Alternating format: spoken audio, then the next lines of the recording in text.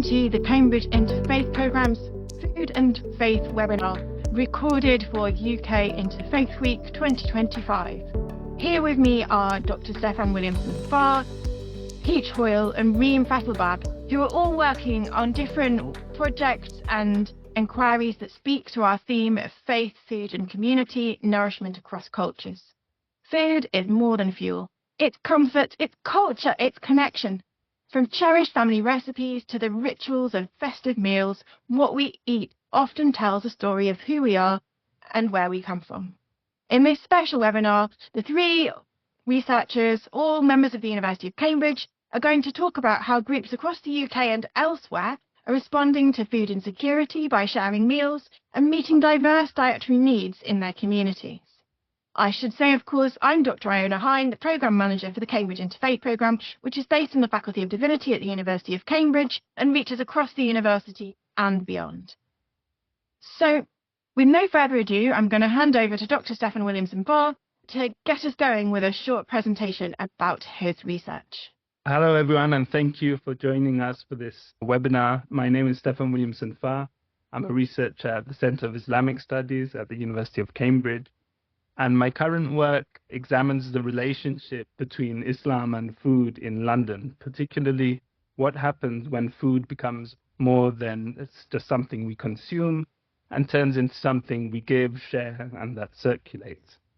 So much of the discussions around food and religion, and Islam in particular, tend to focus on religious laws around what we eat, what we can eat and can't eat, and boundary making. So in the context of Islam, there's a lot of discussion around halal rulings and halal legislation.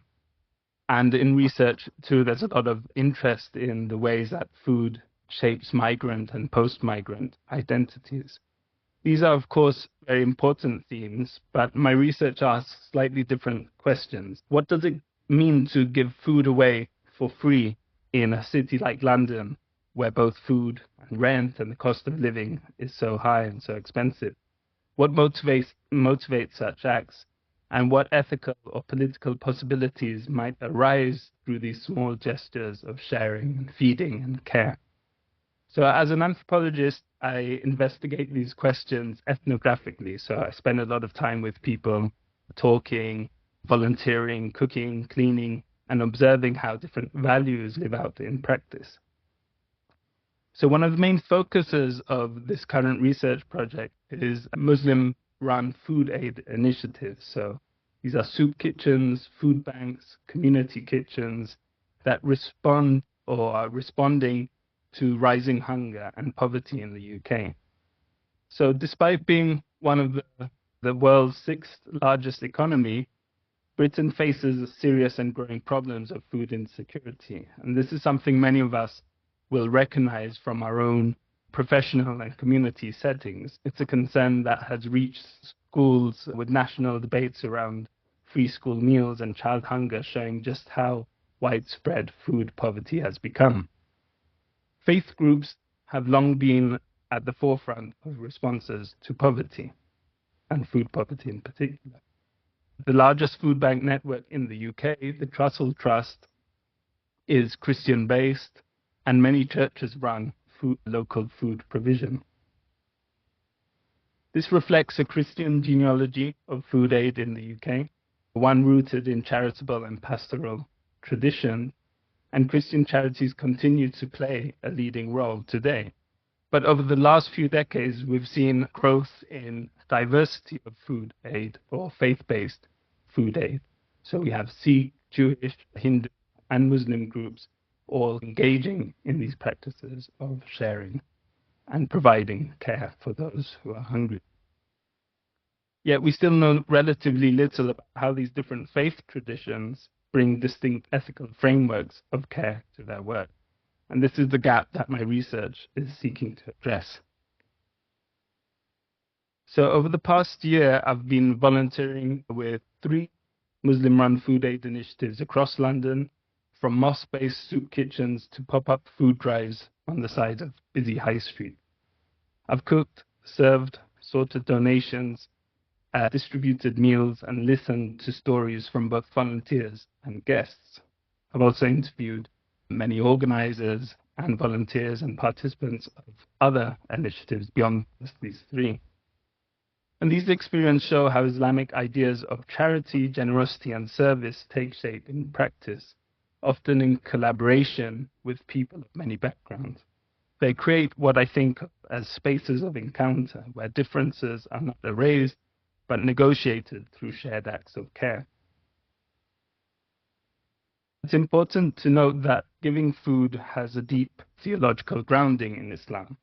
Feeding others is not just a moral good, but is also seen as a duty and a way of drawing closer to God. So here we have some references from the kind of Islamic canon, the Quran and the Hadith, which talk about feeding the poor or the hungry.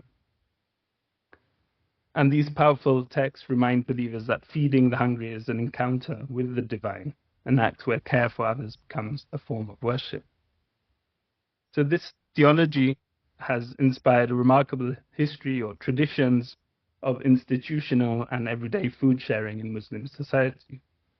So for centuries in the Ottoman Empire, there was a network of charitable soup kitchens known as imarets, which fed travelers, students, and the poor. In Sufi traditions, within the mystical strand of Islam, there's wide-ranging practices of feeding people at Sufi lodges, at these shrine spaces, which still continue today. And among Shia communities also, food is distributed in memory of the Prophet's family during commemorations. These practices link material care to spiritual and communal life, a pattern we can also see echoed today in London. So in contemporary Britain, Muslims are often recognized as one of the most charitable kind of groups or communities within society. So in 2021, Charities Aid Foundation found that during Ramadan, the month of Ramadan, British Muslims donated about £150 million, which is roughly £38 every second. And this generosity is not limited to overseas aid, but much of it supports local food banks, homeless outreach, and community care here in the UK.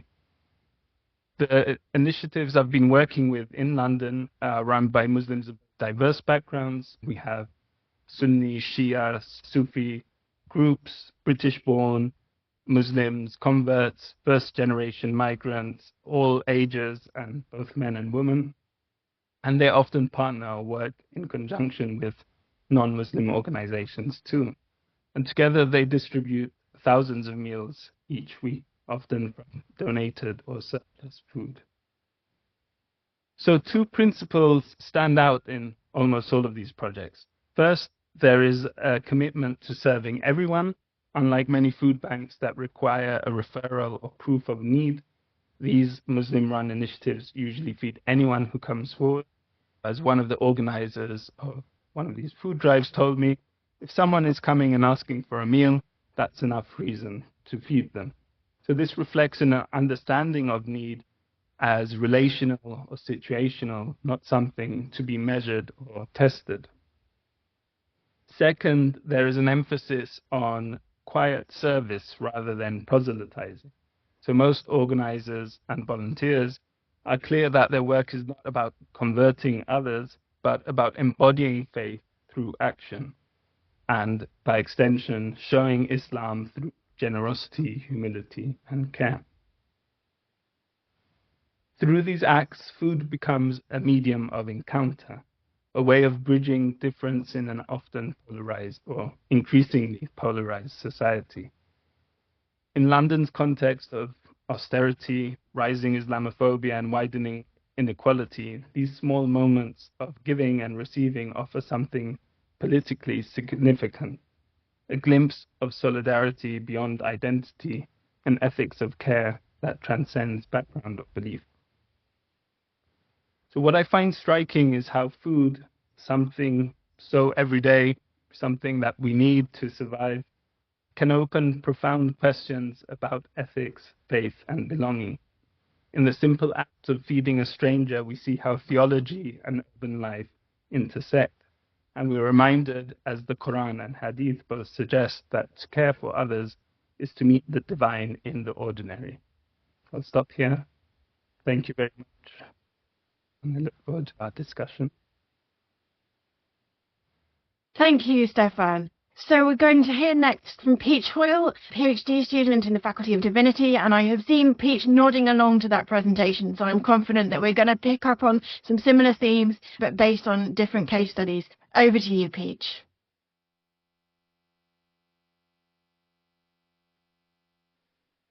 Hi, so I'm Peach. I'm currently studying women's interfaith encounters in contemporary UK. And I'm going to talk to you a little bit about how food shows up in that research.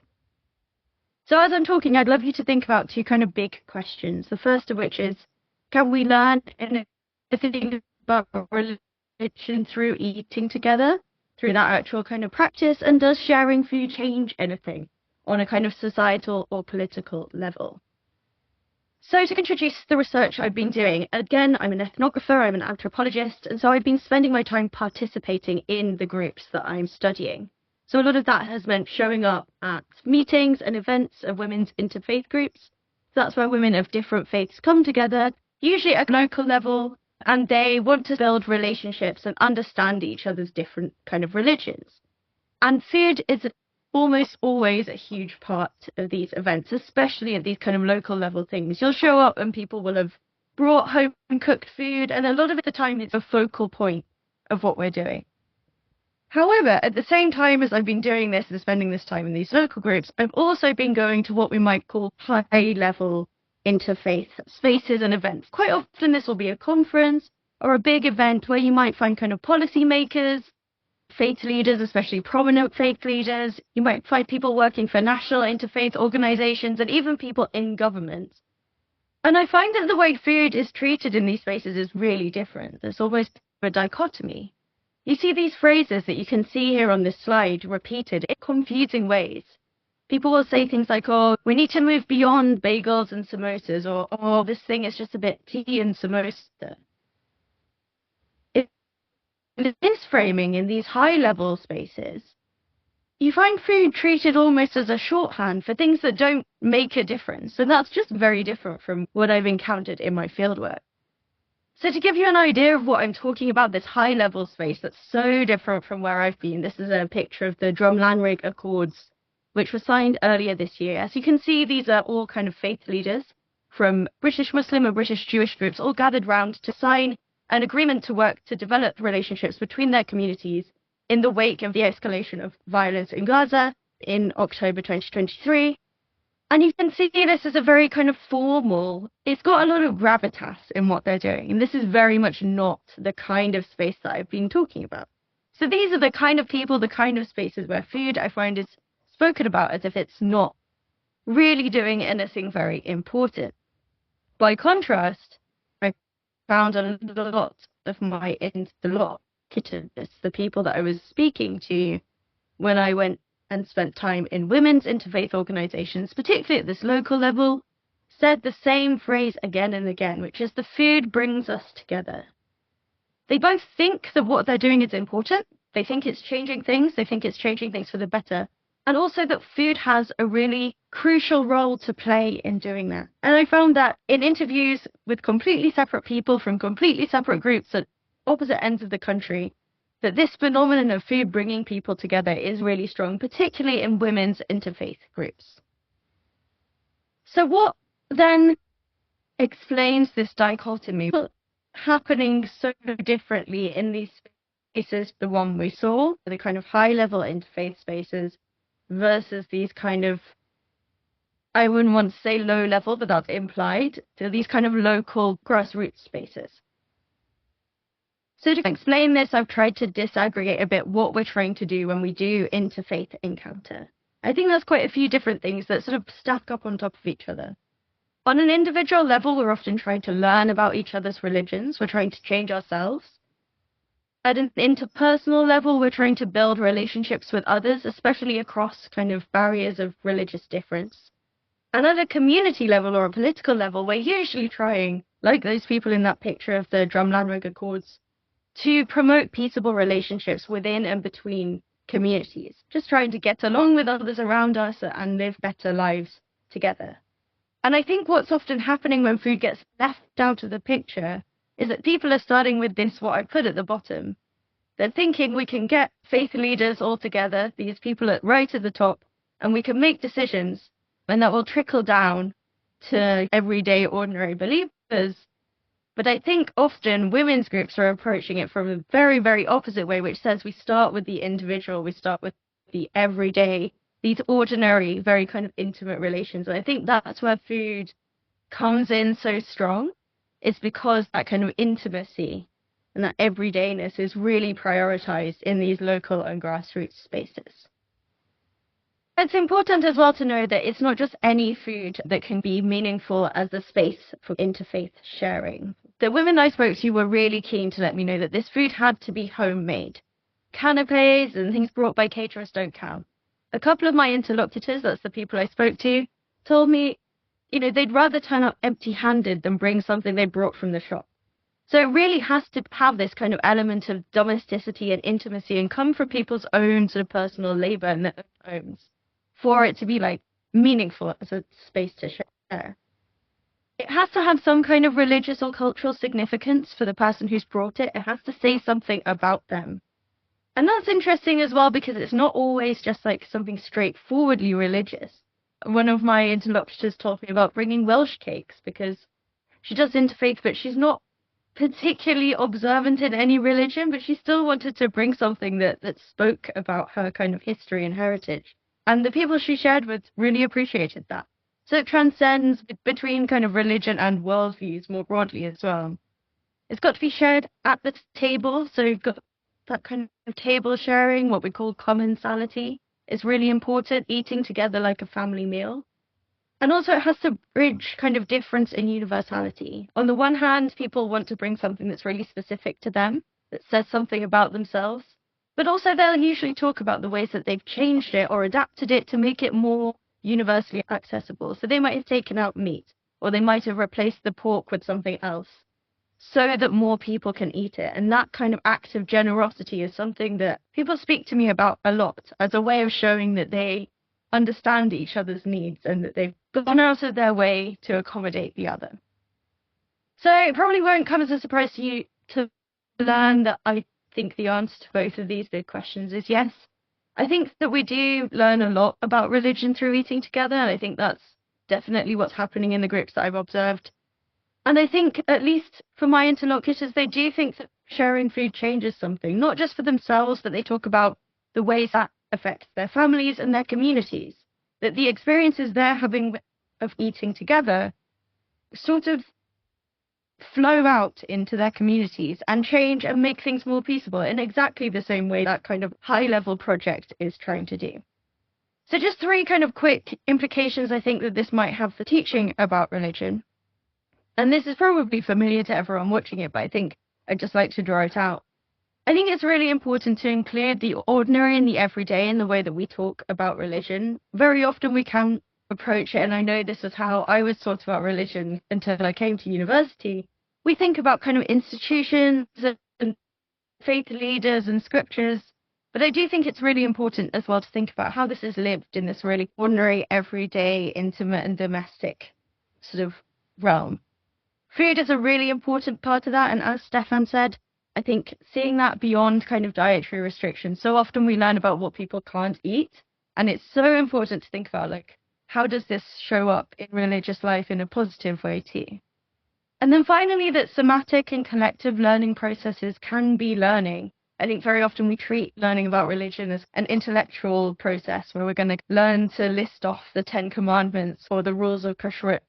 But actually, I think that sharing and that physical experience is learning too. And I think that maybe is something that we could apply when we're trying to teach and learn about religion. Thank you.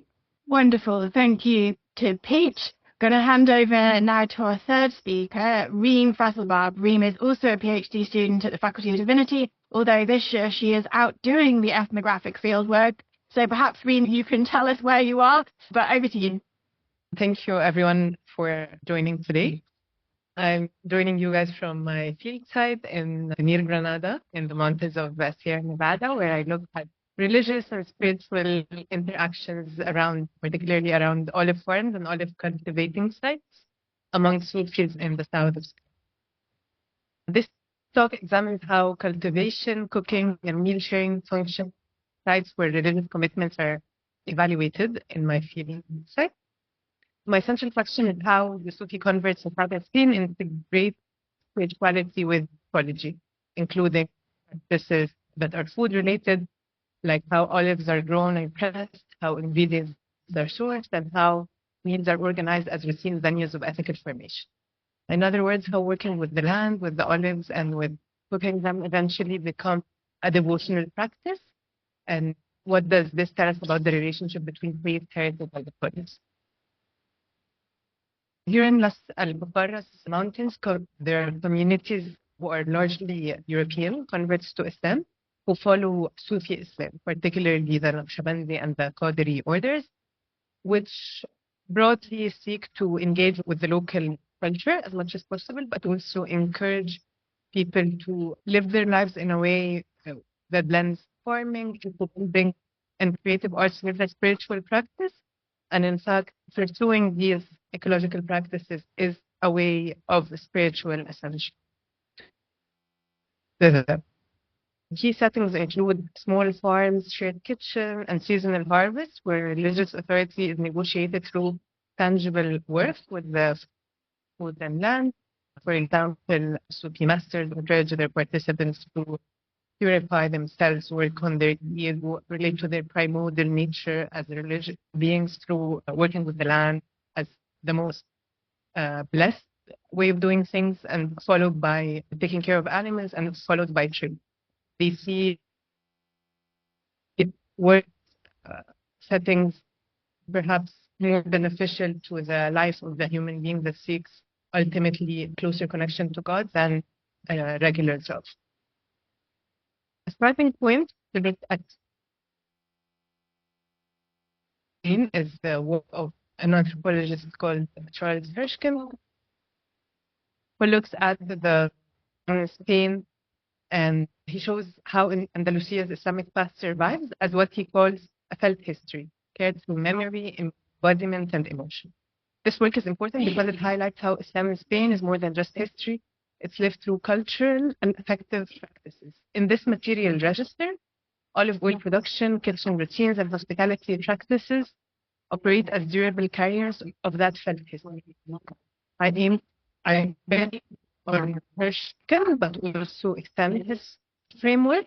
My argument is that land itself, olive trees in particular, given their significance in the three Abrahamic religions, and also given that the verse that speaks of the essence of God in the Quran, it uses the metaphor of an olive tree that is neither eastern nor western. So I look at how the land itself and how olive trees can act as a vessel of history. These Sufi converts will only remember Andalusia through memory or culture, but through embodied ecological practice, such as farming, irrigation, and stewardship. So the land participates in transmitting history. I show this transmission in food chains, cultivation methods, pressing protocols, and meal infrastructures that encode ethical standards such as trust or amana, stewardship, or khilafah in everyday provision. My methodology is the same as Stefan and Peach, an ethnographic fieldwork based. I spent time with the participants. One of my interlocutors who grew up in Murcia. He recalls how his grandparents, after working in the fields, would watch themselves in a way that mirrored Islamic abolition, without ever naming them as such. Later, when he embraced Sufism, these gestures became meaningful. Today, Ayub manages with an olive grove and a pottery workshop, describing this as a halal life where faith and land care are inseparable. Halal in a spiritual and a material sense because it's a life that's lean and that has a minimal waste. His olive oil, bread, and dairy are produced, consumed, and disturbed via eons of permissibility and care, making food a direct metric of religious life.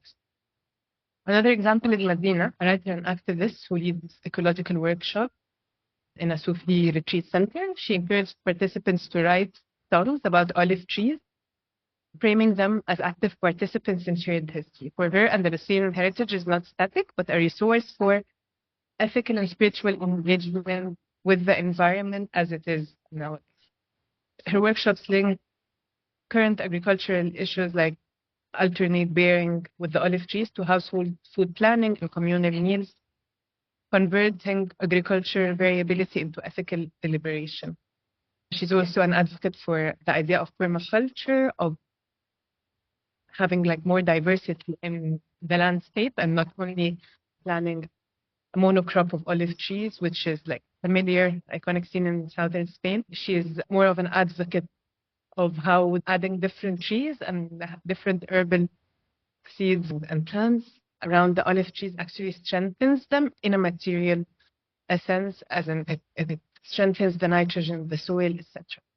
Permaculture is obviously a modern technique to agriculture. Medina uses traditional ways of irrigation of agriculture as a farming background and tries to blend both methods of creating what's best for the trees in the current situation. In one of our conversations, she also spoke related to how important diversity is to plants, to also diversity in the community, the importance of interfaith work. A lot of permaculture courses that happen in this retreat center are actually a site where Muslims and non-Muslims come together, where a lot of conversion to Islam happens, and so on. These trees, in that sense, are seen as living agents, spiritual symbols. They represent blessing, resilience, given how they can survive in harsh environments and thousands of years they survive for and continue. To analyze these practices, I draw on several thinkers. Some of them are anthropologists of religion, like Saba Mahmoud, came up with the concept of ethical self-formation through her work in Egypt, how embodied practices cultivate inner transformation and vice versa, but also anthropologists in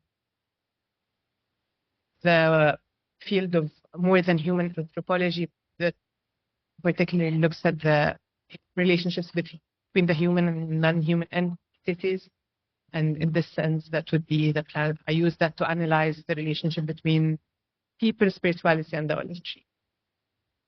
Aid work in this context provides measurable routines where these theoretical emphases are applied and that can be compared across different actors. My core argument is that environmental Sufism is a process of mutual transformation. Spiritual practices shape ecological care, and ecological practices shape spiritual lives. In practice, this is traceable in food pathways, cultivation choices affect ethical self-formation, or communal eating patterns feedback into land use decisions. For these Sufi converts, ecology and spirituality are not separate domains. Their practices embody Andalusian Islamic heritage in new ways, grounding faith in the land. This contributes to anthropology and to religious studies by pushing us beyond dichotomies like text versus practices or human versus non-human. More broadly, it offers models for interfaith ecological ethics and ways religious traditions can inform responses to environmental crises. That's it from me today, and thank you so much for this. Thank you, Reem. What a rich smorgasbord the three of you have put before us. So we're going to have a little bit of open discussion now, and I'd like to start us off by observing the theme for UK Interfaith Week this year is community, together we serve. And I think you have touched in all kinds of different ways on service and on serving. Sometimes people see food practices as something that divides communities, but I feel like you're presenting examples that would contradict that. Do you agree? Who'd like to come in? Peach. I think the interfaith space is a really interesting example to look at this, because obviously, like in the cases I'm talking about, the intention is really to include. Interesting is looking at the ways that excludes some people as well. So, for example, if we make all of our interfaith encounters around food sharing, that's really difficult for people to engage in if they keep strictly kosher. Or for some people for whom sharing a table, even with people of other faiths, is not strictly allowed. That is a very small but present minority of kind of religious groups in the UK today. That does exclude as well, and I think there's this thing about commensality. It creates a community, and it also sets some people aside. I think that's a really interesting thing that we have to think about. Is that whenever we're saying it's a really good thing and it's a really important practice, there's also that kind of thing in the back of our mind about who else is there and who isn't here. Does that make sense? So I think it does. It definitely does bring people together in the spaces I've seen, but I always wonder who might be there otherwise if we were choosing a different way to engage. I think it's a really good point, because I think ultimately food has the potential to both divide people but also bring people together. As Peach was saying, there's some instances in which it does create a barrier, or boundaries are created through food. But I think in the context that I'm working, it's quite complicated, because we're talking about food poverty and people accessing food, and talking about especially quite marginalized people, vulnerable people who tend to use these services. But I think the interesting thing here is that no one wants to see food banks or food aid. Ideally, we want to live in a society where this doesn't exist. And there's a lot of critique and criticism of these forms of charity, because, as the saying goes, you're giving a man a fish or a woman a fish rather than teaching them to fish.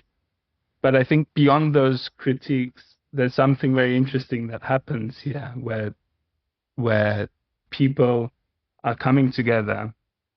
Maybe we could even say forced to come together.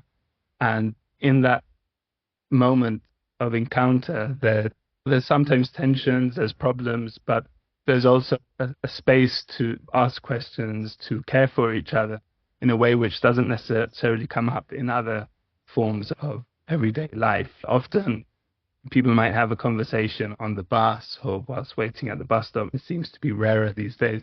But what I found in these spaces is, especially the ones where people are sitting down and eating together, there's an opportunity to speak, or people have almost come together and then are able to speak to each other and get to know each other, even though there's a lot of other things going on there. But I think there's something about the food itself which provides that kind of medium for people to come together.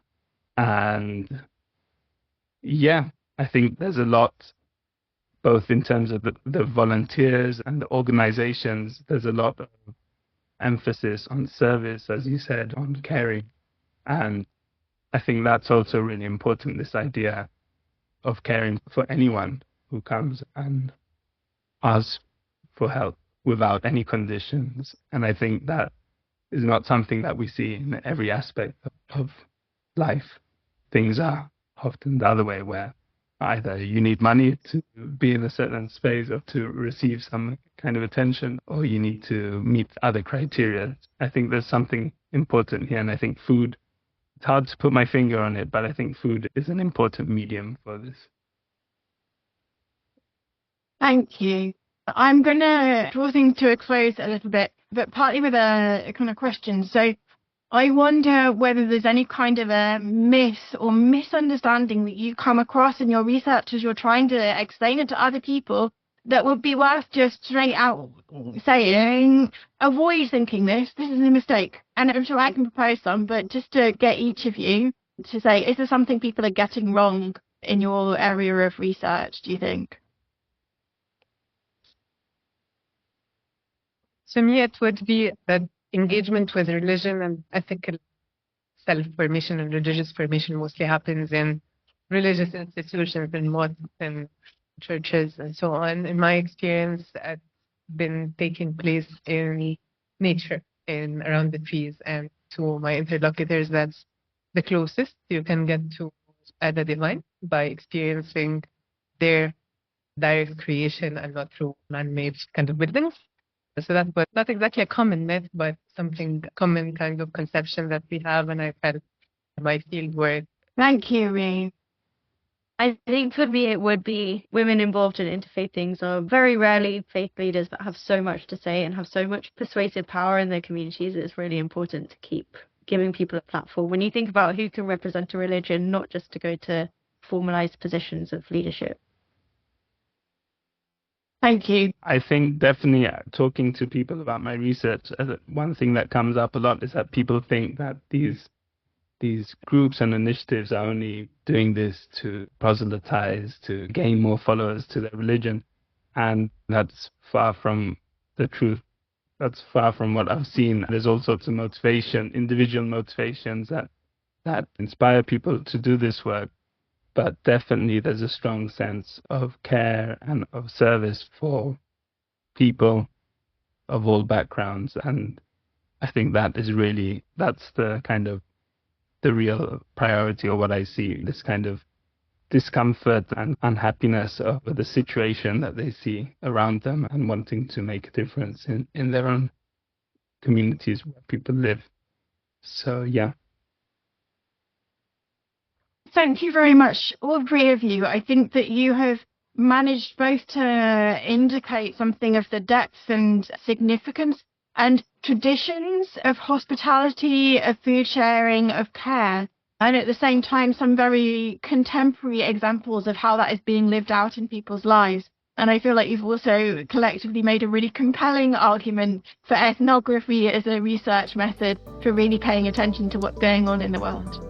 So thank you all for joining us today, and it's a pleasure to be hosting this webinar for Interfaith Week, and with particular thought to how professionals in teaching might be able to take a little bit of community service into the classroom and a little bit of different knowledges. And I just want to close by saying that we would love to hear about anything that you end up developing or reflecting on as a professional in a teaching environment, or indeed in other contexts, as a result of this discussion today. And we will be aiming to signpost some further reading and resources as we come up with them and also as they come to us. So do stay in touch with us. Thank you, everybody.